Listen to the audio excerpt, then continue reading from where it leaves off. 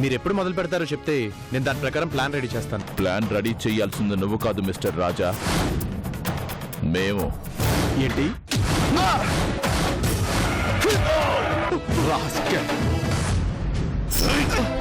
రాజా, సొంత అల్లున్నే చంపాలని చూస్తావా? ఆ రాజాగాడు చచ్చిపోయినాడు. నా భర్తకి ఎలా ఉంది చెప్పండి డాక్టర్. ఐఎమ్ సారీ అమ్మా.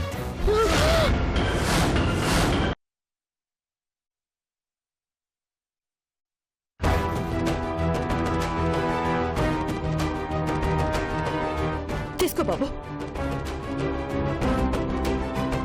సిస్టర్, రాజా అనే పేషెంట్. స్ట్రైట్ గా వెళ్ళి లెఫ్ట్ వెళ్ళండి.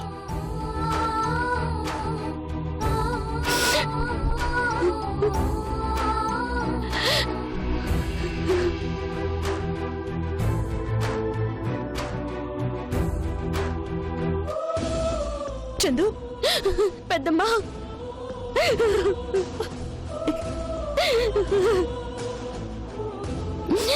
చందు, ఏంటమ్మా, ఏం జరిగింది? పెద్దమ్మా, ఆ దేవుడు నాకు అన్యాయం చేసేలా ఉన్నాడు పెద్దమ్మ. ఆయన బతకడం కష్టం అంటున్నారు పెద్దమ్మ. ఏమైంది? ఆయన పుట్టినరోజు ఘనంగా జరుపుకుందామని అందరినీ పిలుచుకున్నాను పెద్దమ్మ.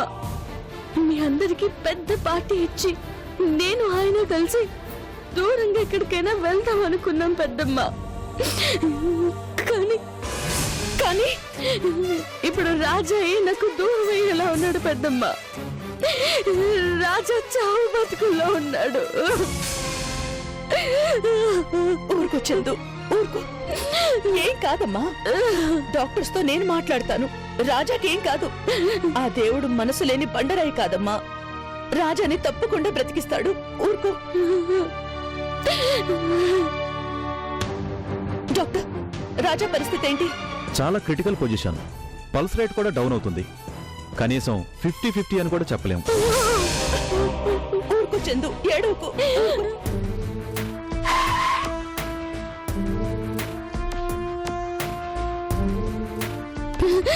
చూడండి డాక్టర్, మీరేం చేస్తారో నాకు తెలియదు. ఎంత డబ్బు ఖర్చైనా పర్వాలేదు. ఏ స్పెషలిస్ట్ అయినా పిలిపించండి. రాజాని కాపాడండి డాక్టర్. మీరిచ్చే డబ్బు కోసం కాదు మేడం, పేషెంట్ని బ్రతికించాలనే ప్రయత్నిస్తాం. మా ప్రయత్నం మేము చేస్తాం. ఆ తర్వాత మీ అదృష్టం.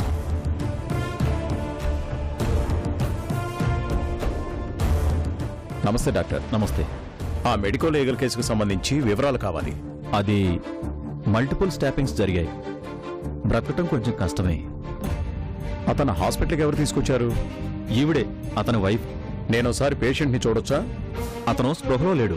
మీరు చూసినా ఏమీ చేయలేదు. ఏదైనా వివరాలు కావాలంటే ఆవిడని అడగండి. మేడం, మీ భర్తను ఎవరు పొడిచారో చెప్పగలరా? ఆ సమయంలో మీరు తనతో పాటు ఉన్నారా, లేక మీకెవరైనా సమాచారం ఇచ్చారా? హాస్పిటల్కి మీరొక్కరే తీసుకుని వచ్చారా? దయచేసి వివరాలు చెప్పండి. ఈ సమయంలో ఇలా అడగడం భావ్యం కాదని నాకు తెలుసు, కానీ మా డ్యూటీ మేము చేయాలి కదా. చెప్పండి, అసలు మీ భర్త మీద హత్యా ప్రయత్నం చేసింది ఎవరు? ఆ వ్యక్తిని మీరు గుర్తుపట్టగలరా?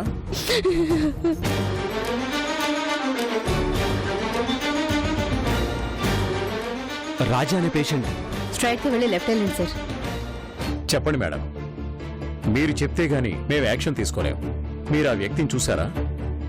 అటాక్ చేసింది ఎంతమంది మేడం? రాజాకి ఎలా ఉంది వదినా?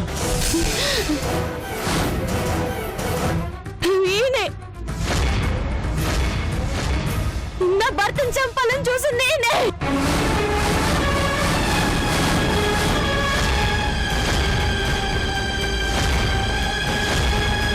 ఇదిగో ఈయనే, ఈయనే. చందు, ఏమంటున్నావమ్మా? పెద్దమ్మా, ఇదిగో ఈయన పెద్దమ్మ రాజాని పొడిచింది. కత్తితో రాజాని చంపాలని కూడా నేను కళ్ళారా చూశాను. చెయ్యాల్సిందంతా చేసి ఏం తెలియనట్టు ఎలా వచ్చి పలకరిస్తున్నాడో చూడండి. సిఐ గారు, ముందు మనిషిని అరెస్ట్ చేయండి. అమ్మ చందు రాజా నేను పడవలేదమ్మా. వద్దు, ఏం మాట్లాడద్దు. అసలు నువ్వు నా కన్న తండ్రివేనా? చందు, కన్న కూతురు నుదుటి బొట్టు తుడిచేయాలని చూసిన నువ్వు అసలు మనిషివే కాదు. సార్, నేను చూశాను, నా కళ్ళారా చూశాను. ఆయన గారి మాట వినలేదన్న కక్షతో నా భర్తని చంపాలని చూశాడు. తీసుకెళ్ళండి, అరెస్ట్ చేసి తీసుకెళ్ళండి. అమ్మ చందు, ఆయన మీ నాన్నమ్మా. తను రాజాని చంపాలనుకోవడం ఏంటి? నా తండ్రి కాదు, దుర్మార్గుడు. నా రాజాని చంపాలని చూసిన నరరూప రాక్షసుడు. తీసుకెళ్ళండి. ఈ మనిషి ఇలాగే ఉంటే నా భర్త నాకు దక్కడు. తీసుకెళ్ళండి, తీసుకెళ్ళిపోండి. చందు, వద్దు, తీసుకెళ్ళిపోండి. చందు, వద్దు, వద్దు, వద్దు, తీసుకెళ్ళిపోండి. వద్దు, తీసుకెళ్ళిపోండి. చందు, చందు ఊరుకో.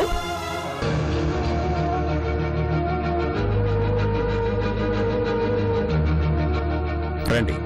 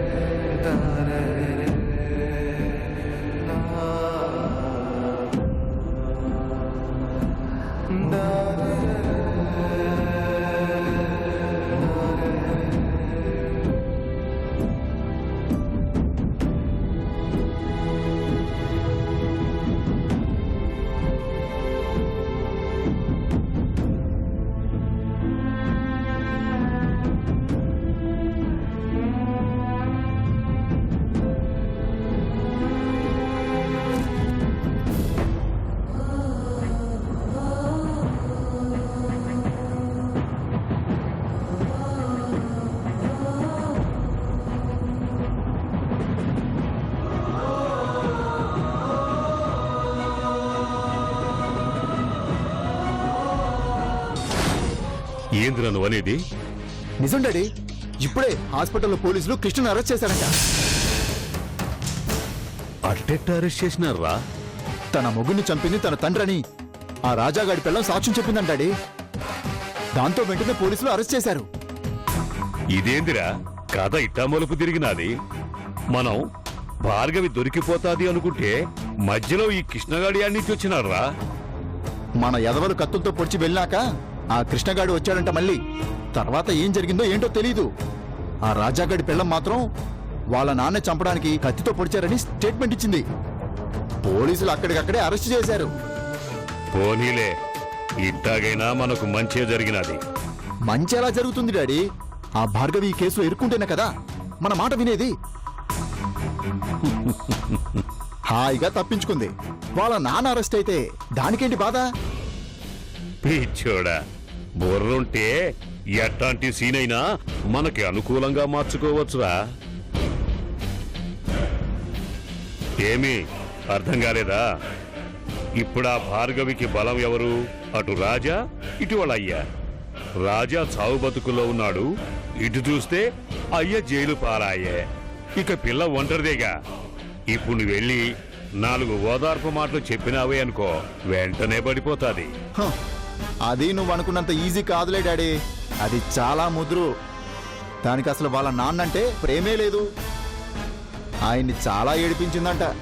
మరి అట్లాంటి దాన్ని నాకు కావాలా, నాకు పెళ్ళంగా కావాలా అని గొడవ చేసినావు కదంటారా?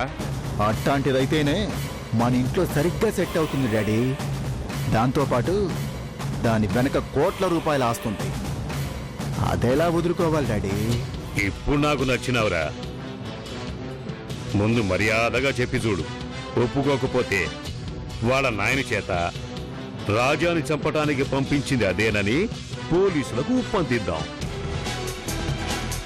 అప్పుడు చచ్చినట్టు దారికి వస్తాది. అర్థమైనదా? అంటే నువ్వు చెప్పిన దాన్ని బట్టి చూస్తే ఎటు తిప్పినా మనకే లాభం, అంతే కదా డాడీ? మరి ధనుష్కోటి ప్లాన్ చేశాడంటే తిరుగుంటారా? విజయం మనదే.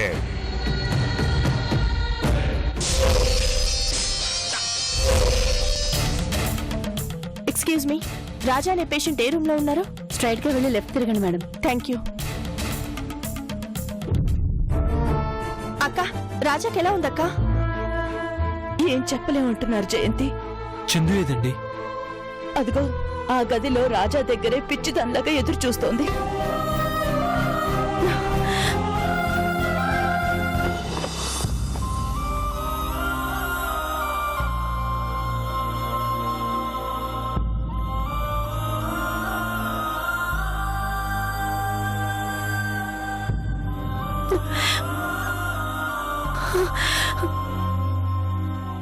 మూసిన కన్ను తెరవకుండా అసలు బ్రతుకుతాడో లేడో అనే నమ్మకం లేని రాజా ఎప్పటికైనా కళ్ళు తెరిచితానని చూడలేకపోతాడా అని ఆత్రంగా ఎదురు చూస్తోంది.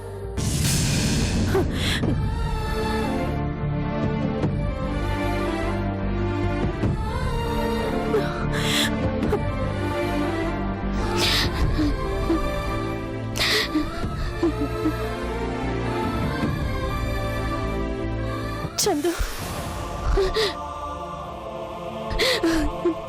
అమ్మా, ఊరుకో చందు, ఏం కాదు. రాజా తప్పకుండా బ్రతుకుతాడు. ఏం కాదు చందు, మేమంతా ఉన్నాం కదా, ఊరుకో. చందు, అసలు ఇది ఎలా జరిగింది? నా కన్న తండ్రి నా పాలిట కసాయి తండ్రి అయ్యాడు.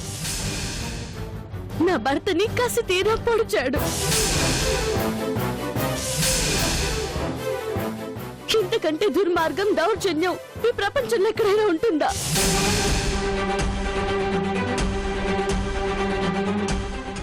ఏంటి, మీ నాన్న పొడిచాడా? అవునమ్మా, నా కళ్ళారా నేను చూశాను. ఆయన పుట్టినరోజున అందరికీ గ్రాండ్ పార్టీ ఇవ్వాలనుకున్నాను. కానీ పుట్టినరోజే నా భర్త నాకు దూరం అయ్యేలా ఉన్నాడని చెప్తున్నారమ్మా.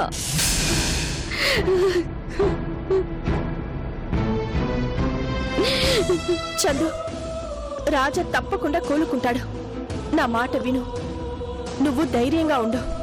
రాజాకేం కాదు.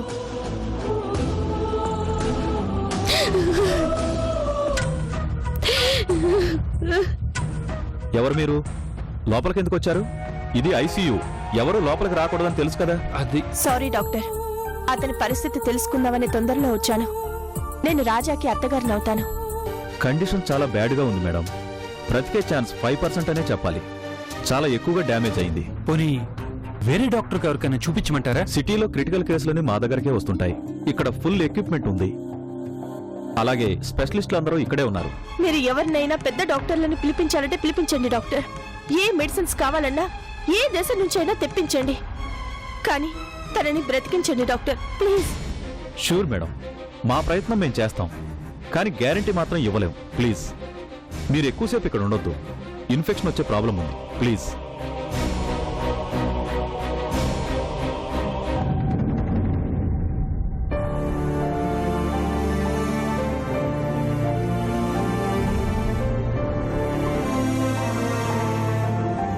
జాగ్రత్త చందు.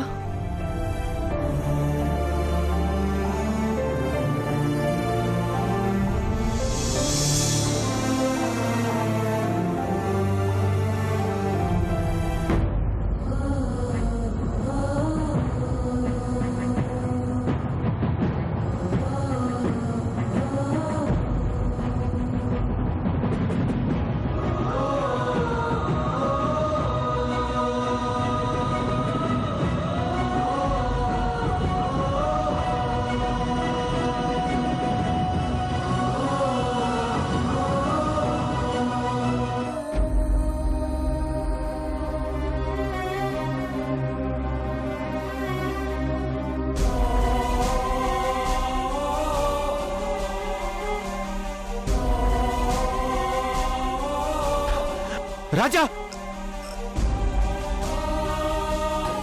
సొంత అల్లున్నే చంపాలని చూస్తావా?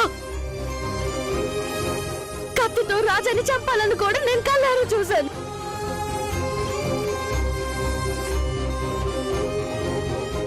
నా భర్తను చంపాలని చూసి నేనే.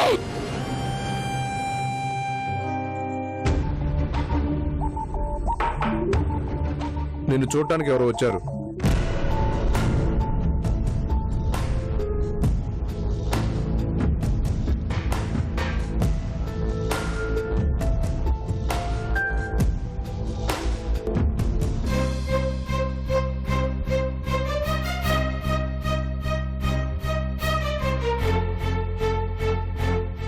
జయంతి,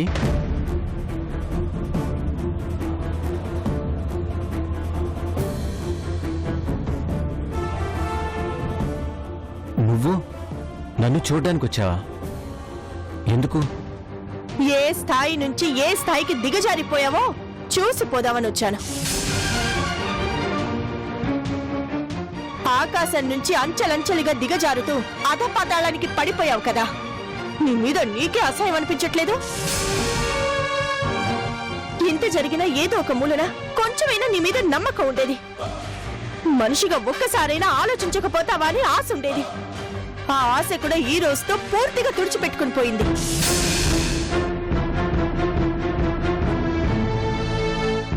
ఎంత దారుణం చేసావో నీకు అర్థం అవుతుందా? చందాసులు నీ కూతురనే విషయమైనా నీకు గుర్తుందా? రాజా నీ అల్లుడు. నీ కూతుర్నే ప్రాణంగా చూసుకునే అల్లుడినే చంపాలని చూసావంటే అసలు అసలు మనిషివేనా? భార్గవి అసలు నా కూతురే కాదు అన్నవాడివి. ఆ కూతురు కోసం దాని పంచన చేరా, అయినా భరించా. అక్రమంగా కన్నా సంతానం కోసం సక్రమంగా కన్నా చందు జీవితాన్ని నాశనం చేయాలని చూసావు. రాజాని బలవంతంగా తీసుకుని వెళ్ళి భార్గవి దగ్గర ఛీ!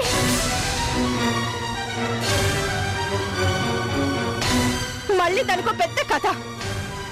నా కోసం రాజా చేతులు కలిపాడు అని నాటకం. ఆ రాజా భార్గవి నుంచి విడిపోయాడనే కక్షతోనేగా నువ్వు ఇంత దారుణానికి పాల్పడ్డావు.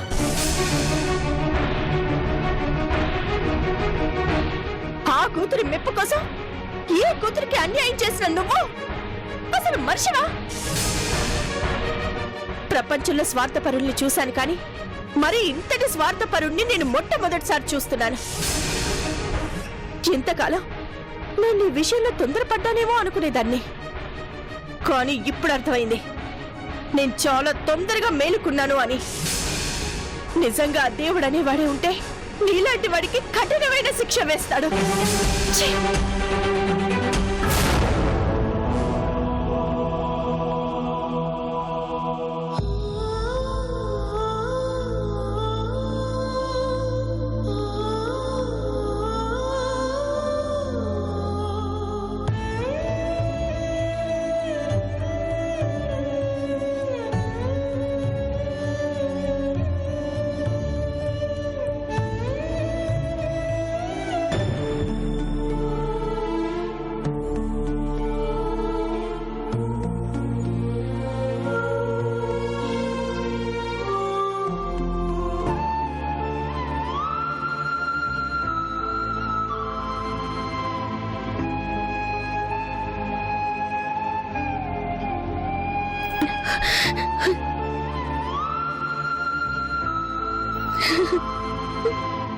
చందు, కొంచెం తినమ్మా.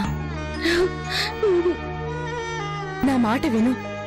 నిన్నటి నుంచి ఏమీ తినలేదు, నీరసం వస్తుంది తల్లి. నా మాట విని కొంచెం తినమ్మా. వద్దు పెద్దమ్మా, నాకు ఆకలిగా లేదు. ఈ రాత్రి గడిస్తే చాలా నిద్ర చూస్తున్నాను పెద్దమ్మ. తెల్లారితే ఆయన పుట్టినరోజు. రేపటి నుంచి మేమిద్దరం కొత్త జీవితం మొదలు పెట్టాలని కలలు కన్నాం పెద్దమ్మ. ఆయన కోసం షాపింగ్ చేయాలనుకున్నాను. కొత్త బట్టలు తెచ్చి ఆయన కొత్త పెళ్లి కొడుకులా చూడాలని కలలు కన్నాను. నా ఆశలన్నీ ఆవిరైపోయాయి పెద్దమ్మ.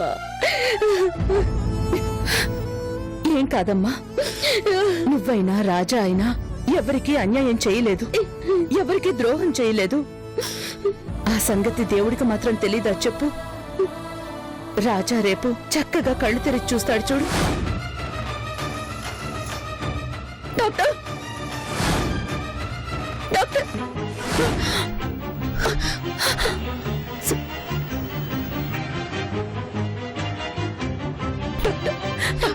అమ్మా, పెద్దమ్మా పద చూద్దాం. డాక్టర్ డాక్టర్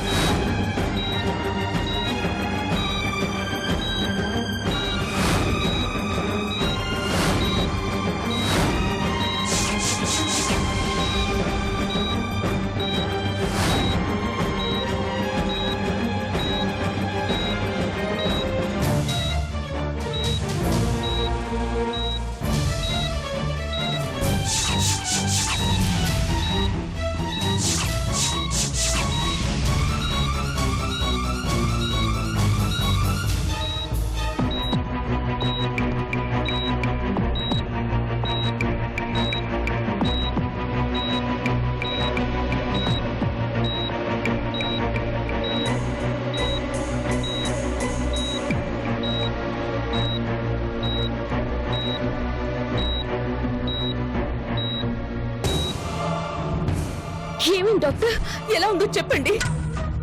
స్పృహలోకి వచ్చినట్టే వచ్చి మళ్ళీ కోమాలోకి వెళ్ళిపోయాడమ్మా. ఇక మళ్ళీ స్పృహలోకి వచ్చే అవకాశం ఉండకపోవచ్చు.